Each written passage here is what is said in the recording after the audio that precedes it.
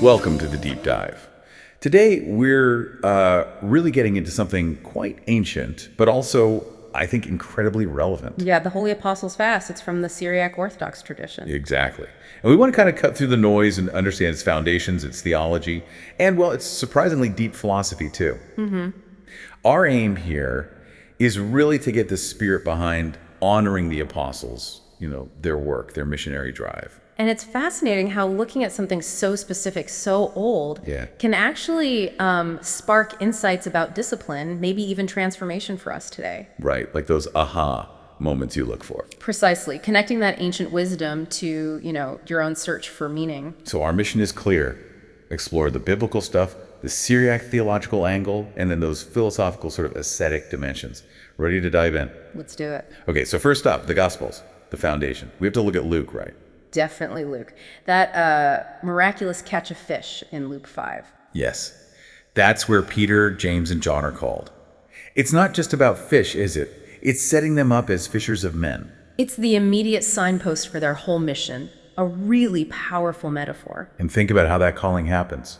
Luke 6 tells us Christ prayed all night before choosing the 12. That's so key. It underscores that this kind of ministry, this apostolic work, it has to be born from real divine connection. Not just a task list. No, absolutely not. It's grounded in that communion. And then Luke 9, they're sent out, given authority over demons, diseases. Right, they're empowered after that prayer and calling. Which connects directly to the fast, doesn't it? This idea of rekindling that original missionary zeal, that power. It really does. And for you listening, think about what this means practically. These aren't just stories. No. It's about preparation. Like intense training before a big event, but for your spirit.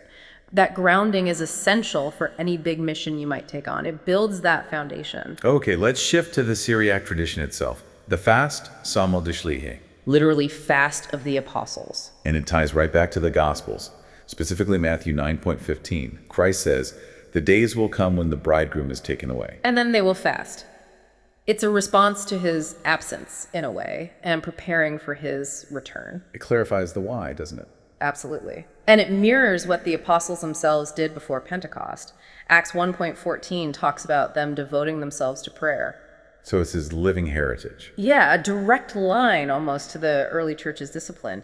It offers you a real sense of connection to that first community. And St. Ephrem the Syrian, he captured this so well. Oh, his hymns on fasting, beautiful stuff. He wrote, "Fasting is the gate of mercy, the mother of sanctification. The path that leads to the city of the kingdom. It's not just absence of food, it's a pathway. A transformative one. Which brings us to the philosophy behind it, this concept of askesis. Right, the Greek word for training, like an athlete's training, but for the soul.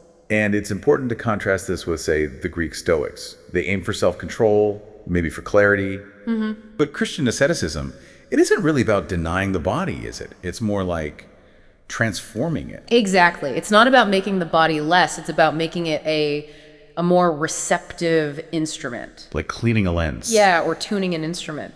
You practice scales not to avoid music, but to make better music, Discipline refines your inner world so you can choose spiritual depth over just, passing desires. St. Isaac the Syrian put it perfectly. Fasting is the food of the soul. He who fasts with discernment becomes a dwelling place for the spirit. Discernment is key there. It's intentional cultivation. So looking at the big picture, this fast is really about participating in that apostolic life. That discipline can lead towards what they call divine vision. Clarity. Yeah, a pathway to deeper understanding, right here, right now, getting perspective on what truly matters. So wrapping this up, what are the key takeaways for you? First, the Apostles' Fast is this potent time for missionary renewal, echoing their journey. Second, it's a deep Syriac spiritual heritage, connecting you straight back to the early church. And third, it's a philosophical exercise, really. Yeah. A way to refine body and soul, like a spiritual workout. Which leaves us with a thought to ponder. Go on.